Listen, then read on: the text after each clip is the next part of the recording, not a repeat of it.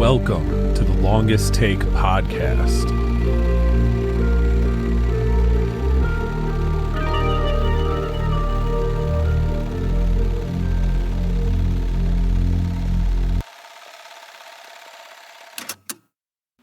Thank you for tuning in to the Longest Take podcast. In today's episode, we are joined by creature actor Kevin Keppy.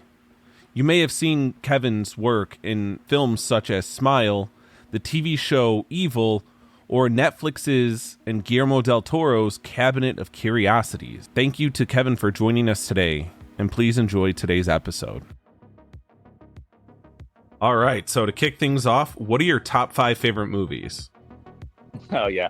I'm glad you asked me this. I had to think about it. So definitely, it's always a mixed bag, but definitely the top 5 is definitely The Thing, one of my favorite, most practical effect of monsters and movies. I also love the Matrix, of course, is one of my favorites.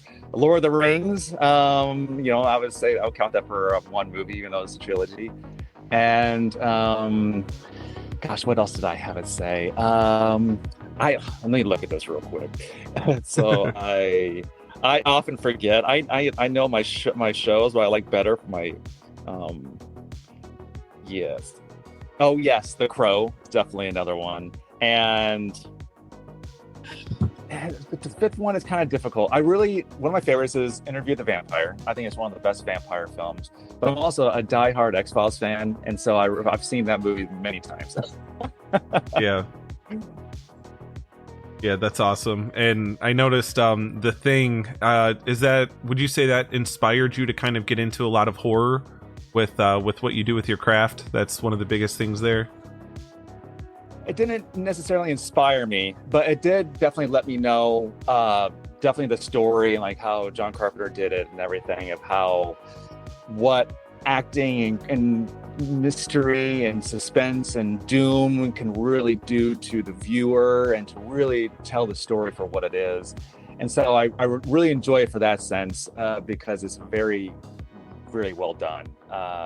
But for movie-wise, that didn't necessarily instruct me so much for what I do and why I do. But things like my first theater show I ever did was Bram Stoker's Dracula. So I remember whenever we did that show, which was right over here, I saw the program from that. Oh, that's what that's from. Awesome, yeah. Mm-hmm. Yeah, the cast and crew there, yeah. And anyway, so we watched Bram Stoker's the movie many times, and I think Gary Oldman's amazing in it. And he's an amazing actor. He's amazing. I would say a suit actor, because he was in a suit and heavy makeup. And so that was what really helped me. And I know to help to inform me for what I like to do. And during that run, my friend Nathan Shelton, who lives in Chicago, he had said, for your role, because I played multiple vampires in the play, he said, for your role, for this particular role, vampire assistant of Dracula, he had said, watch this episode of Hush on Buffy the Vampire Slayer, where Doug Jones plays a gentleman.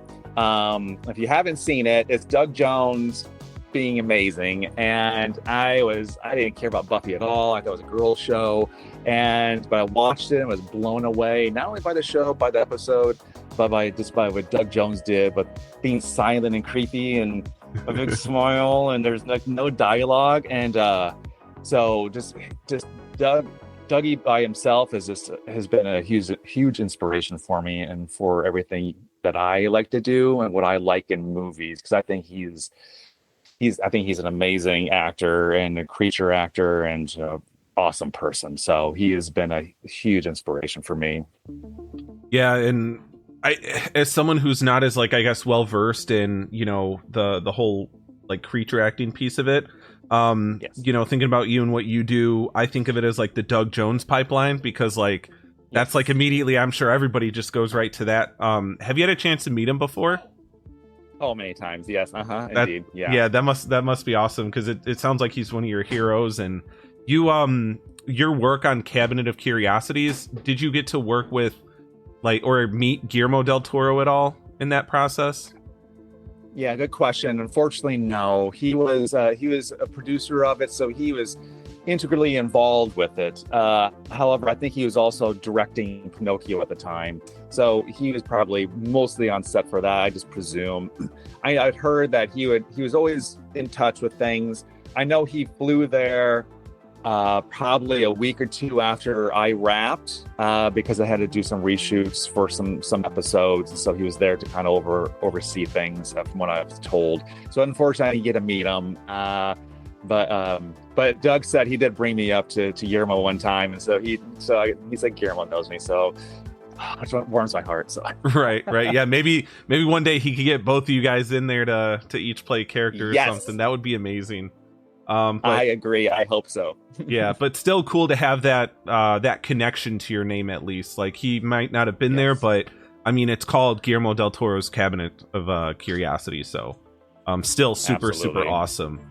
And it's great that, like, is there like a community of like creature actors that just know each other, or is it just over time you and Doug kind of got to know each other?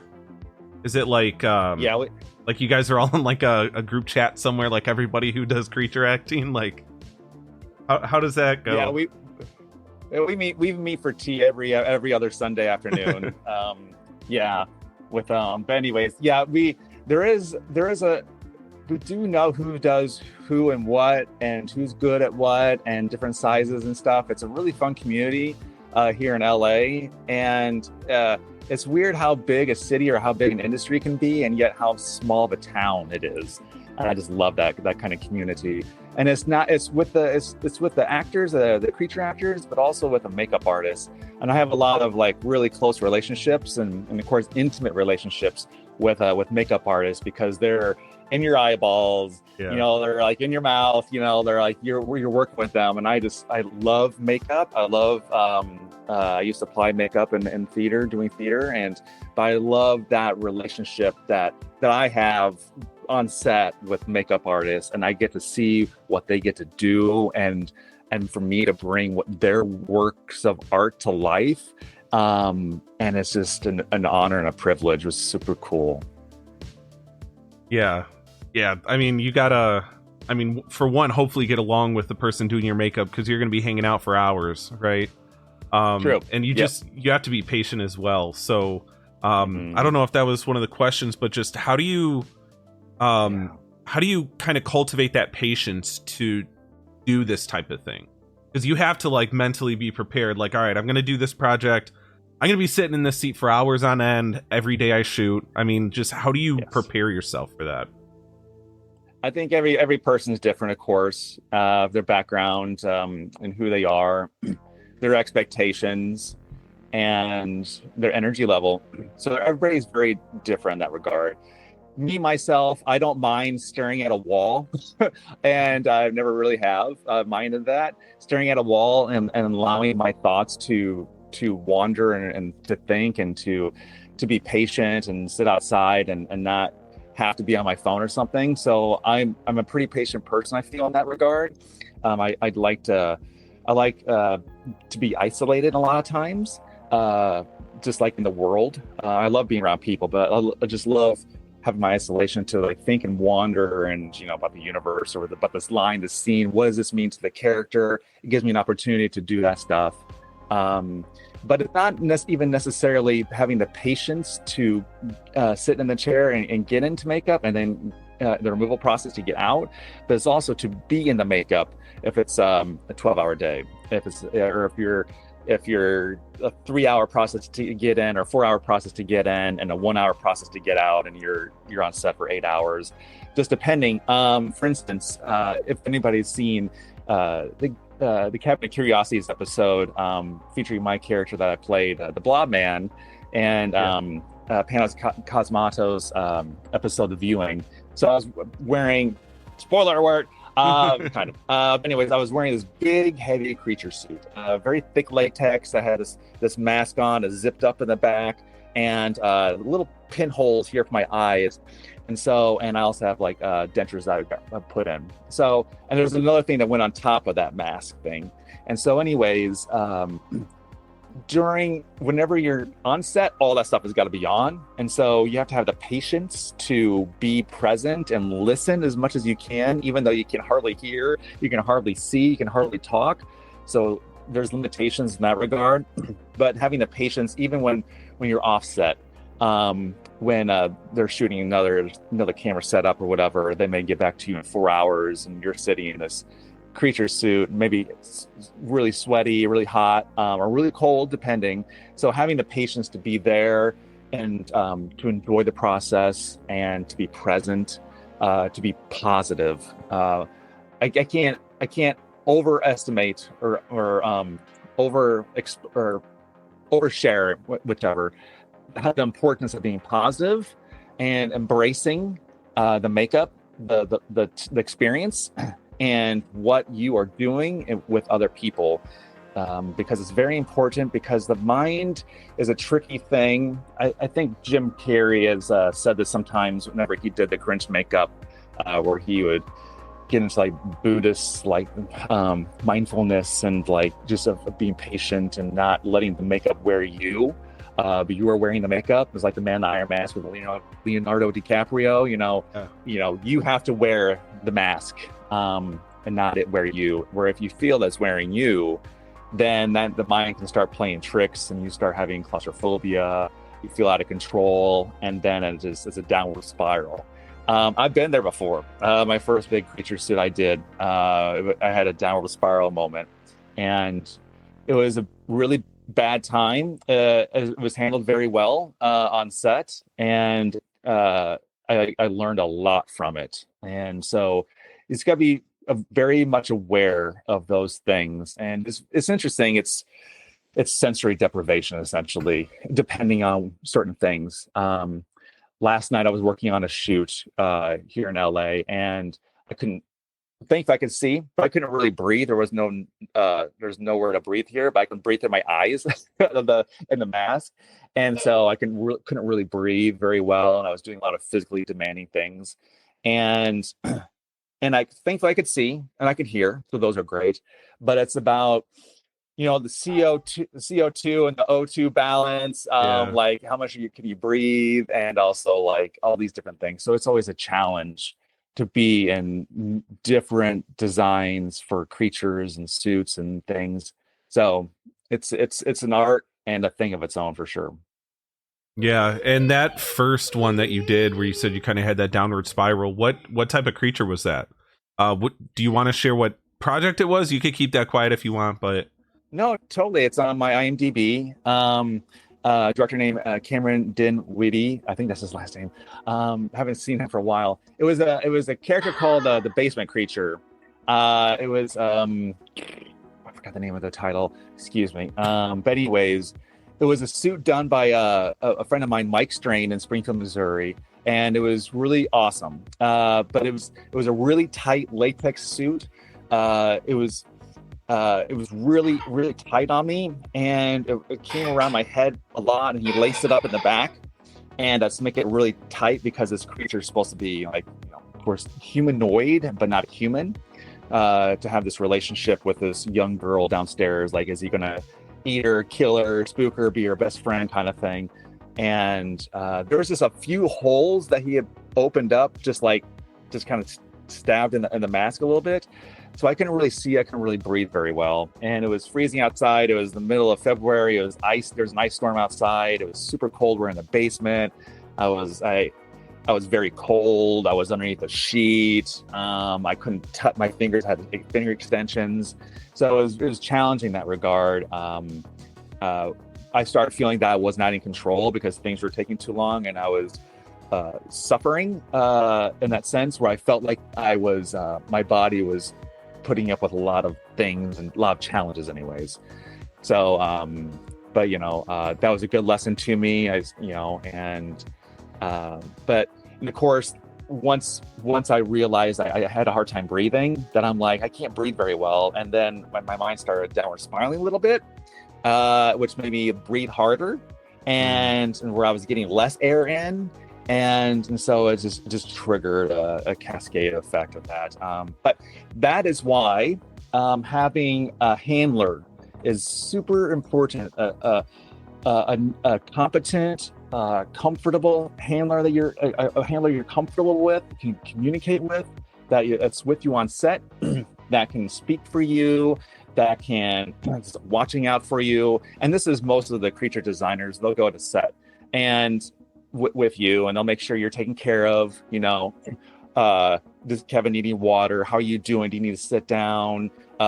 Kevin's been in this makeup, this suit for 2 hours now. Are we going to shoot, or how much more time? Can I take him out of this? Let's open up his chest. Let's get some air in there. So those guys are very important to take care of the actor, and it's just like a godsend. And definitely Mike Strain was definitely there for me that time, and was able to talk with me, and it was so foundational. That was the second last film I did in Springfield before I moved to LA in 2019. So it was a great time. But there's this. That's why some actors cannot just wear prosthetics. Some people have a hard time wearing a prosthetic transfer or a little silicone thing or a foam zombie face because it covers up, or if they cover up your eye, or if they cover up both eyes. Some people can't have a very hard time of keeping their wits essentially, and we all have to know our limitations, and it's a way for us to grow and see who we are. But yeah, so it's fun. It can be scary. It just depends what it is. But that's why you stay positive, you embrace it, you communicate and have a good time, and enjoy the people and experience that you're with. Yeah, that's great. And would you say, since you've been on multiple sets now doing this thing, so would you say that most, if not all of the, I guess, directors and other people you work with, they're very considerate of that? Like, they understand, like, hey, I'm directing this guy who's got all this stuff all over. Like, has everyone you've worked with been really receptive of that? They are receptive to the handler who is able to speak for me. Okay. So they will advocate, and that is the key word, advocate for me. Right. And it's usually a lot of times the first AD that they speak with. And so it's not the director is so busy doing different things, and they're not really mindful that Kevin needs a water break, or is he overheating, or is he whatever. So I guess it's all about kind of a chain of command kind of deal. But that's why having a good handler on set is very important in that regard, because the handler also can see what's going on. Is the prosthetic lifting? Do we need more color here? Is there a malfunction with the mask? What is the hair over? Okay, so it's so fun. It's a collaborative process, but there's a lot of different things go on with it. Yeah, awesome. And I feel like having a handler should be standard, no matter what, because like you said, if you've got all that on you, you can't communicate. You need someone who could do that. Yes. So that's Absolutely. Fantastic. Do you have a favorite creature that you've played thus far? Well, I say the one I'm most grateful for and thankful for, of course, is I was saying creature, but not creature, is Nightmare Mom from Smile. Yep. That movie was just turned out so incredible. It was great to work with Parker Finn, the director, to work with ADI for doing the makeup and the tests and all that stuff. And it turned out very well. Paramount did an amazing job with it. It's been very good to me, and it's gotten me out there. And so I've been super grateful and thankful for all that process. Fun character to do, also challenging, very much in its own way. But there wasn't a whole lot of makeup on me, actually, for that one. But also one of my other favorite ones was definitely. And I say this sometimes, is a character called the Witch of the Fortitude in a Disney Plus show called The Quest. And it's no longer on streaming anyways. It was fun. It was like a partial reality show. It was like part reality, part scripted, with teenagers going through like this fantasy realm called Everrealm, I believe. And they have to go through this quest. It's all scripted. a lady, a producer from The Amazing Race, was on there. So they had elements of that on there, these different challenges and games. And I played the Switch character, a makeup designed by Spectral Motion here in LA. And they did Hellboy and a bunch of other movies, big stuff. And fun character. I got to be this witch character, as a female. I could only see out of one eye and a big scleral lens here and teeth in. And I think the sculpt was done by Norman Cabrera. He's an amazing artist, and Spectral did it really awesome. I had long fingers, I had like the staff, and I had to create a voice, and like, oh, welcome to your journey, Yeah, that's awesome. and find the character, find the movement, and particularly for that one, it's not. Sometimes I'm a theater trained actor. Did a lot of film with doing theater, but initially trained as a theater actor. And murder mysteries and things. And so I like that live element. And so that being on set for that was a live element experience. They had two camera crews come in. First one was like, all right, we're just going to get all your close-ups, your wides, your reveals, your turns. It's going to look great here, lighting, all this stuff. And then like the kids are coming in, the crew one hides behind the hills and dives behind trees. And the other camera crew comes behind the kids, and then it's all reality. It's like these kids are having this experience. It's like real to them. I mean, they know they're on a show, but like it's real. And I have to convince them that my character, I am authentic and truthful, that they're actually seeing this witch in this woods, like with like around the middle of the boonies essentially. And I just had a turn that I had to reveal. And they said some of the kids may clump together. So if that happens, move them apart. And so I was able to improv a bit and say my lines, move the story, and get to the next part that we needed to. But I was able to point them out and walk by and scare them, and so it was really fun in that sense. It wasn't so technical, which a lot of filmmaking can be. Yeah, and I think I remember seeing, I don't know how many years ago the quest was, but I remember seeing something about it on Disney Plus, and then never anything again. So how long was it on streaming, and why is it off now? If you know. Exactly. I think you might have to ask Disney about that. Yeah. I know the producers weren't too happy about it. I think it was really well done, and it came out in 2020 or 21, maybe 21, and maybe 22. I have to look. It's on IMDb. Anyways, it was off. It was on there for a year or less. I think less than a year actually. I don't know why they removed it. Other than I can speculate, maybe they didn't want to pay for residuals, or who knows. But it's too bad. Spectral Motion did 4 characters on that show, and I played 2 of them: the Witch of the Fortitude and the Serpent King. The Serpent King was a completely different character, where he's like brave, like a serpent and made teeth. Yeah. And and it had to be very intimidating and play a game, and so it was fun. It was a lot of fun, and fun scaring those kids. Yeah, I bet. That's awesome though. It really sounds like it's almost a best case scenario for a creature actor, in the sense that, like you said, you got to improvise, you got to that live element is so different than what you usually see. That meticulous calculation of how a shot's going to be. Smile, I love Smile, and I love Smile 2. I wish Nightmare Mom came back in Smile 2, but it's a very character focused creature, right? So that scene, spoiler alert to anybody else listening, but when it comes to Nightmare Mom kind of transforming into the trauma entity, was there a point where like you were kind of half and half, or is there a clear like it's no longer you, now it's someone else in like the fleshy suit or whatever? Yeah, so you're talking about the monstrosity, the full My name for that is the Fleshy Boy. Every time I watch these movies, I just call it Fleshy Boy. Funny. Those are my favorite parts of the movies too.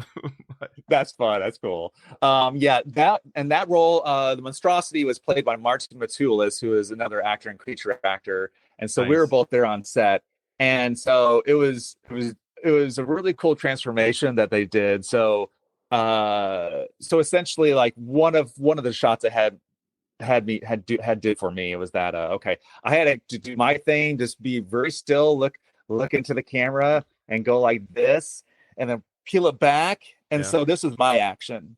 And then they had Marty, who was wearing the monstrosity suit, the head, and with this fleshy face, silicone face that kind of resembled mine a little bit, didn't have to be perfect.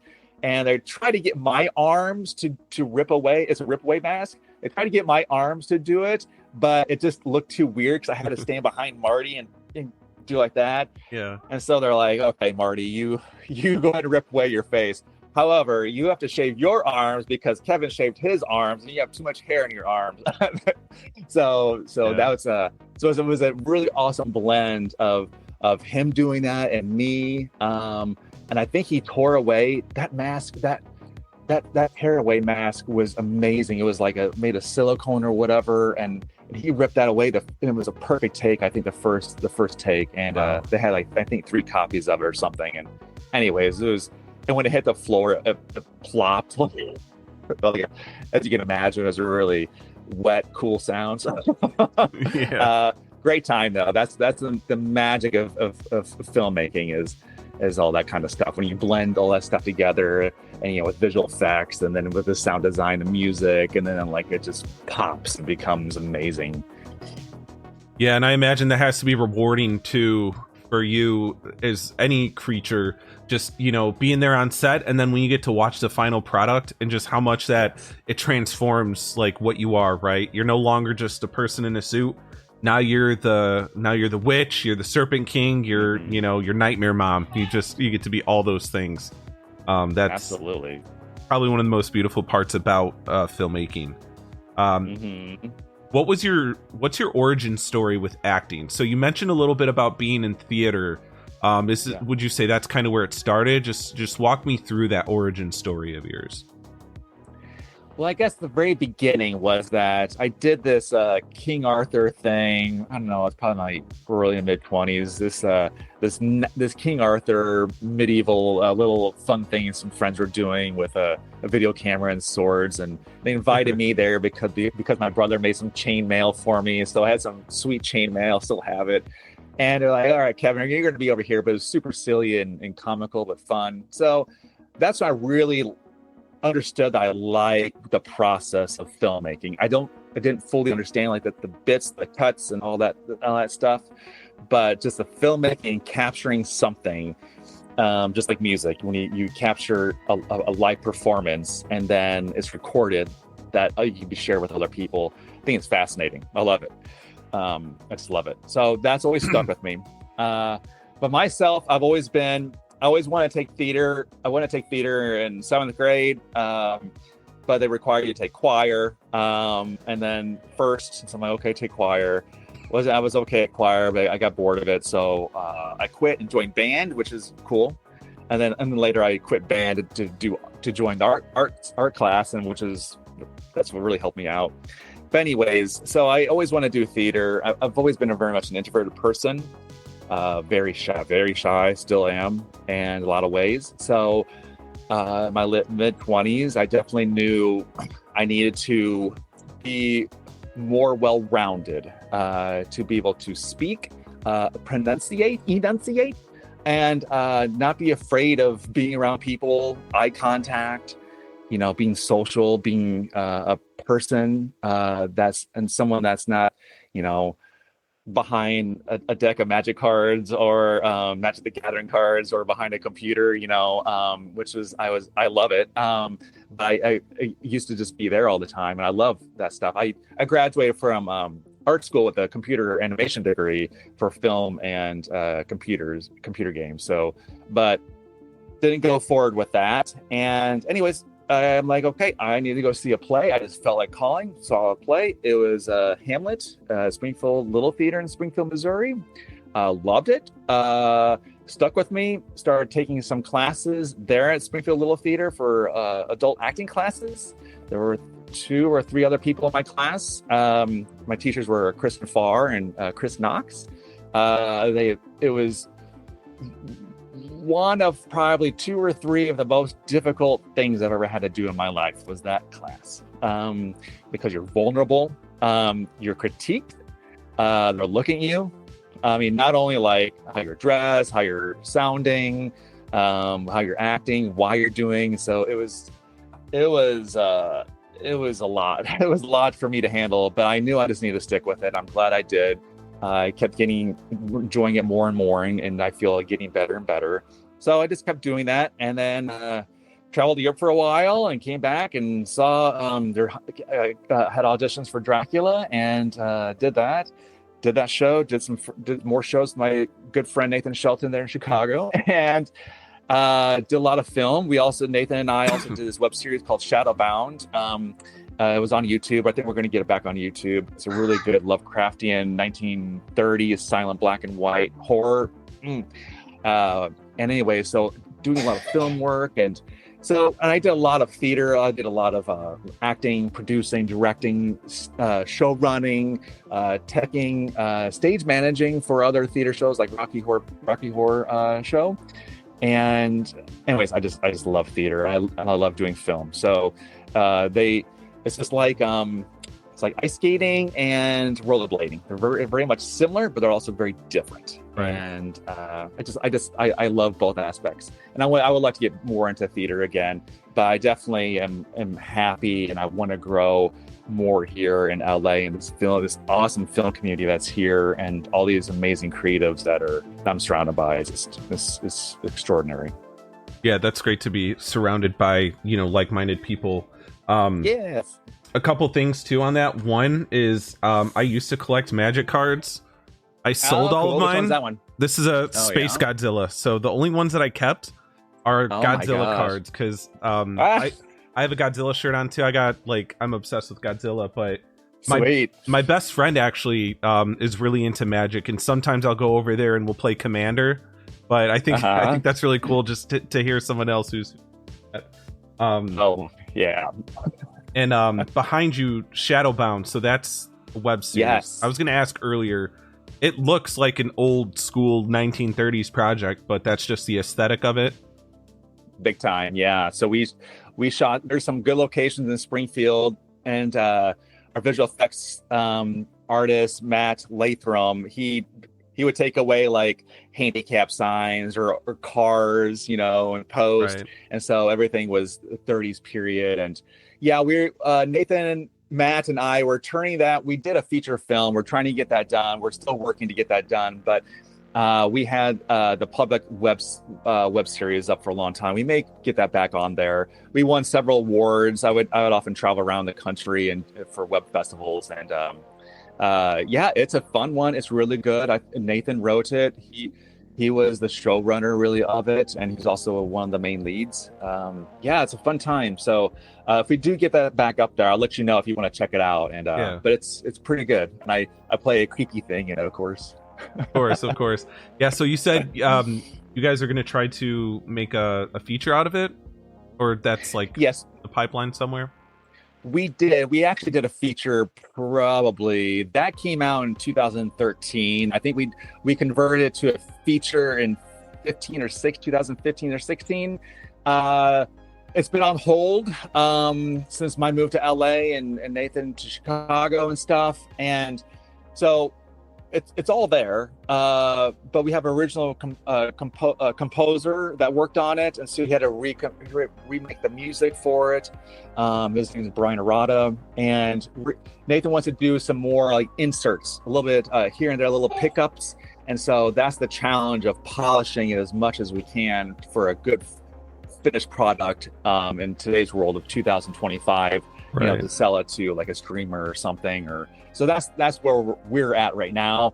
But we're talking about maybe just getting it back on the public side of YouTube. I know if you look for Shadowbound series on YouTube right now, it would give you the trailer for it, so you can kind of give a look to see what the feel is. Good to know. Yeah. That's hopefully you guys could pull together and get that done, because that'd be also that'd be really interesting to have. Yes. When it comes to whether it's TV or movies, because you've been doing both, what's your dream project like? And by dream project, it could be like maybe a genre you haven't done yet, a director to work with, or fellow actors, or maybe even other creature actors? I mean, when someone asks you, like, what's your dream? Just like, what is your dream project? Well, you say that in a singular sense. I can't. There's Right. not one thing, of course. Granted, I'm a big geek for. I'm a big X-Files fan. I'm a big geek for X-Files. I've been for a long time. And really, anything that happened in the '90s in the Pacific Northwest, Stargate SG-1, you know, like Outer Limits, Highlander. I'm a big geek and I love big fan of all that stuff. So I loved if I think Ryan Coogler is going to reboot X-Files. So Yeah. I would love to be in that one. I think they're also going to reboot Buffy the Vampire Slayer, and I would love to be in that one. One of my favorite characters is the Master, who played in season 1 of Buffy the Vampire Slayer. That came back a little bit here and there, and his character is the Master. And if you're not familiar, the Master is like the main vampire. Okay. He's so evil, and like the makeup's amazing and so powerful, and it's so well done for a vampire role. I would love to come back in Buffy. But of course, working with other people, I know Dougie pretty well, and for seeing him around and everything, but I would definitely want to work with him on set. I worked with him in a certain sense. I just wrapped in this film last night that he's a part of as like an anthology kind of movie. It's going to be a good one, and I feel and Dougie's in that one. However, we didn't work on set together. So, but yeah, I would love to work with Doug, and of course, Guillermo del Toro for a director would be amazing. But more than in the creature sense, I'm also I love just being a character. I'm a character actor. I love playing villains. I love having a mustache on or an eye patch or something. I like, a pirate or something that gives me something to chew on to do. That's what I love about having makeup on and prosthetics. And we can't say, we also need to say the costuming and props, because they also really help to bring forth the colors of a character. And so anyways, I would definitely like to be able to do more things like that. And I do have a film coming up called The Wolf and the Lamb, where I get to play this Southern man that journeyed to the West, lost his family. And so it's a very fun one. It's a Western, but it's a vampire Western. Oh, nice. So that's a fun role. And I like to be able to do more things like that, and with mainstream directors or whatnot. So, and I love to work with Parker again too. Parker's awesome. Yeah, we'll see if Parker does a Smile 3. I mean, the way that the second one ended, possibilities out there. Get you back in for that. But no, that's awesome. And that is that. So you said, is that Doug's project? I feel weird calling him Doug. You call him Dougie. I've never met the guy, so I want to say Dougie, but But he probably won't mind. Yeah, his Doug Jones, of course, but we call him Dougie. Yeah, indeed. So that's like his project, or he's just also acting in it? He's an actor in it. He plays a good character, a non-monster. I won't say a non-monster, but he's a non-creature. It's a film. I think it's already been it's out there. I think it's called If It Bleeds by Matthew Hirsch. Matthew Hirsch directed it. So Matthew has a lot of different things going on in this film. And they just wrapped the final day last night. So hopefully that'll come out this year. That'd be awesome. But if anybody's interested, I'm sure If It Bleeds is on IMDb. I know Bloody Disgusting, I think, covered it a bit. So anyways, so yeah, I don't know what Doug did in his scene or that bit, but I'm really looking forward to it. Yeah, it gives you something to look forward to when you watch like the final product. So that's awesome. And I like to bookend my interviews with this question. It could be professionally or personally, but where do you see yourself in the next 5 years? Really oh boy, that's a very challenging question to properly answer, and I won't be able to pinpoint it because I mean I moved to LA 6.5 years ago, and so I would have had no idea where I would have been 5 years ago, because the industry has taken so many left turns, right turns, upside down, inside a universe, and back out to the black hole. So we don't know where things are going. However, I will say that where I want to be and where I choose to be is to be growing more in my abilities, learning more about myself, for what I can share with other people and share my characters, being more knowledgeable and understanding of scripts, of what I can bring to it, of doing more study work in that sense. Just be getting better, working and continuing to work with good people, good makeup artists, good writers, directors, to help complement other people and to really support my community here in LA, my artistic community here in LA, and also in Springfield and in Iowa too, where I'm originally from. So just supporting my friends and family and what I do here and what everybody does other places. And I'm a huge team player. So I always choose to support and want to support and help other people grow as much as they can. Which is why I love talking with you. I appreciate you. You give me an opportunity to be able to share these kind of things with other people. So this is it's not the me show, and that's just life. It's the we show, So the more we can get out there and have fun and encourage other people and, stir the good pot of energy, that's the stuff I love. Yeah, that's amazing. Yeah. Beautiful. Mm-hmm. And I appreciate you saying that, because biggest reason I do this is because I love movies. I love making movies. I love everything about it. Yeah. So I'm like, why don't I just do something where I get people on who's a part of any element of it, and they just talk about their process. Right. I think my third episode was a woman who doesn't even have any credits on IMDb, but she works for a company that makes props for me. I think it's somewhere in LA too. But cool. I love that. I'm just like, it takes a community, it takes a village to make something, and I don't get to talk to those who have any part in it. All important. Absolutely. You're right, it is. And it's what I'm sure people say it often, that it's a miracle that anything happens, for films, especially these days, or like The Quest. It was a really fun series on Disney Plus, and then it was gone under a year. So it's like, it's a miracle anything happens. And so when things do click and connect, it just makes you feel good, and you just want to keep supporting and doing good things. But during these times, the economic times, and for the industry and everything, a lot of things are changing, and we don't know where things are going to go. People have talked about, are they going to keep watching movies in the movie theaters in 10 years? Is the next generation going to be into that? Where or how are actors going to be, pay for groceries or prop masters or whatever?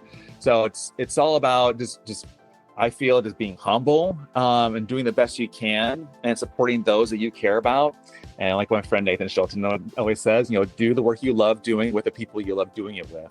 And so I think as long as for myself that I'm doing those things, then I'm doing A-okay. I'm doing great, because that is what gives me satisfaction and today, and also hope for the future to come.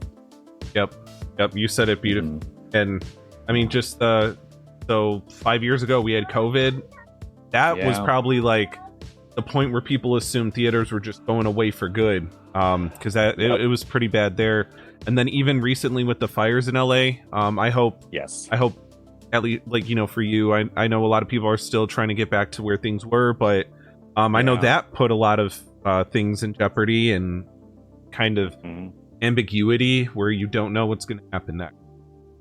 Absolutely. I think go ahead. Yeah. Oh, sorry. I was going to say, I think that finite nature of it it helps you appreciate it more when it does click.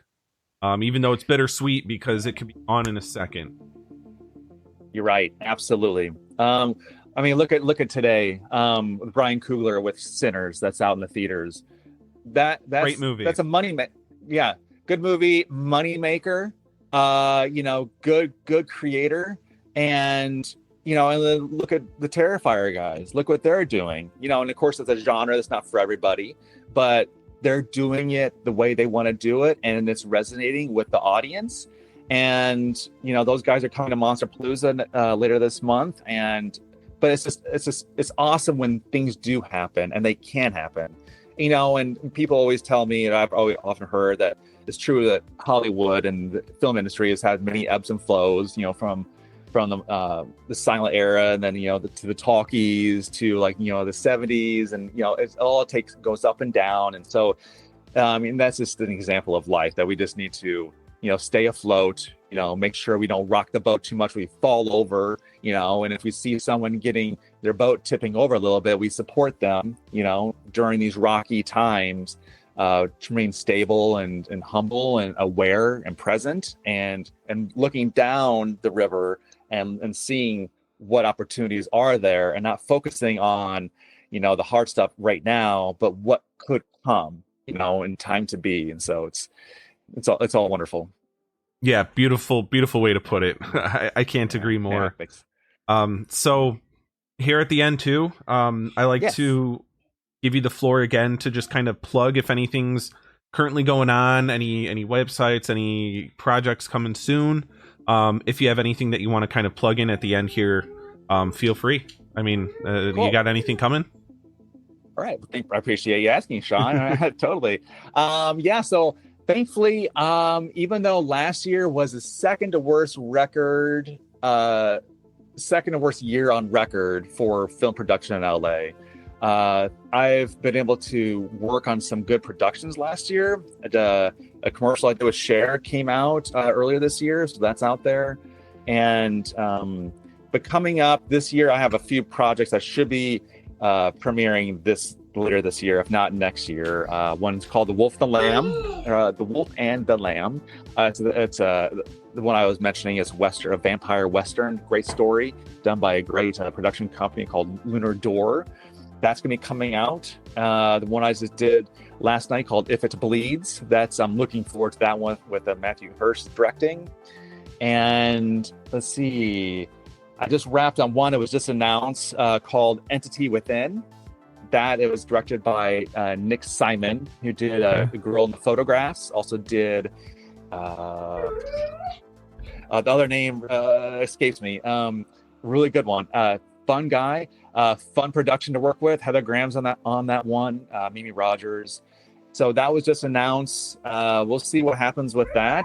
That's a really, really good one, and it's about a real haunting case that happened in Culver City in LA in 1974 about a lady named Doris Byther and her family, a real life haunting. So it's a great story. And so that one, and I'm also going to Montana on Monday to finish my work on a film I started there last November.